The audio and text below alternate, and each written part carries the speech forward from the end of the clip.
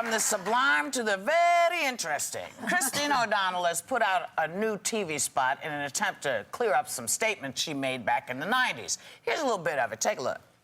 I'm not a witch. I'm nothing you've heard. I'm you. I'm you. She may not be on a broomstick, but she's on something, I'll tell you. She's like, and then, da-da-da-da-da-da-da.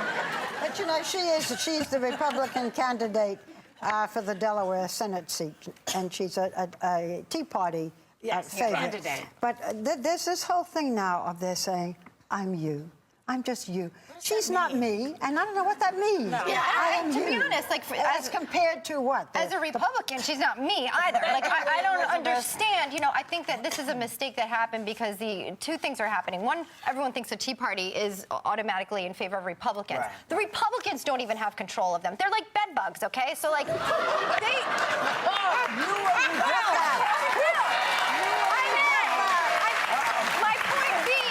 Just to let you know, we have your back. They are many in number. Right. And nobody knows where they're coming from, but they are powerful little suckers. And they took the wind out of Mike Castle in Delaware. Yeah, they did. Strong Republican, been there forever. Old boys next to him and behind him. How do you explain that when she first emerged, Karl Rove made a statement that she was quote-unquote nutty.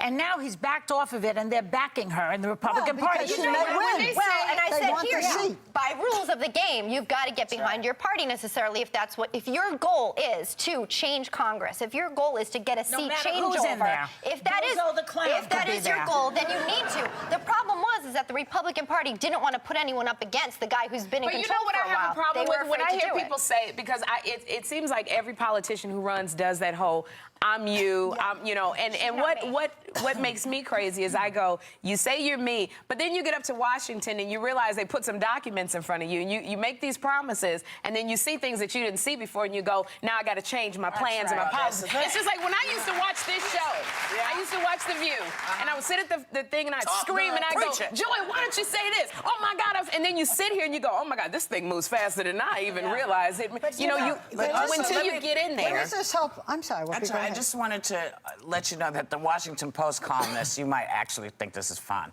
Eugene Robinson said about the I am not a witch ad, he said it kind of makes her look like she might be a witch. Why? Because the lighting, the pale skin, the dark background, she looks like the question is in doubt. Robinson said Tuesday on MSNBC's Morning Joe, she looks like she might be a witch. Anytime you have to start a new ad by saying, I'm not a witch. Yeah. But isn't that how they, when It's people... not a good day. When people hypnotize you, don't they talk very slowly and they go, hello, what are you doing? I'm not a witch, I am you. Isn't that how they do? Very slowly.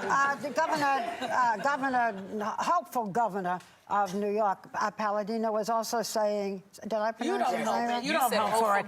He's hopeful. He would be. I'm not hopeful. Yes. Okay. Wherever it is, and I'm not you, and I'm not him. But there is this whole, listen to these different ads of so many of the I am you. In other words, I'm the real person, and whoever is in office isn't. Yes. And the point is, they are not us. Well, I don't identify with her. She screwed up all her finances. She thinks that she thought she was a witch in another life. She didn't think she was a witch. Let's hang on one thing and be fair, because I'm trying to be fair at this table here. You have to really understand that you can't just mischaracterize someone. This? And that's what's going on. Okay, wait a minute. Attack her issues, because there's enough in her issues that are there that's there to attack. Here's a quote from her. American scientific companies are crossbreeding humans and animals and coming up with mice with fully functioning human brains. Okay? Can we have a picture it? A mouse with a human brain. So she may not be the brightest bulb on the chandelier, but hell, you know, none of them are, seemingly. Now listen. Can I just say one more thing? It might be a mistake. It might be a mistake for us to make fun of these people, from my side. I don't think you're making fun. These people who we say are stupid, because that makes them more endearing to their fans. Listen, let me tell you, I don't think anybody at this, I heard anybody say they were stupid. I don't think so. I just think that there are some things which we all have learned because we've been in the business as long as we have, that come back and bite you in the behind later on. So sometimes if you think Before you speak, you don't have to clean up stuff like, you know, at once I might have thought about dabbling in witchcraft because it's going to come back these days. In 10 years ago, nobody would have given a poop. But now, no one took her seriously then because she wasn't running for the Senate. Let's talk about sex. Okay.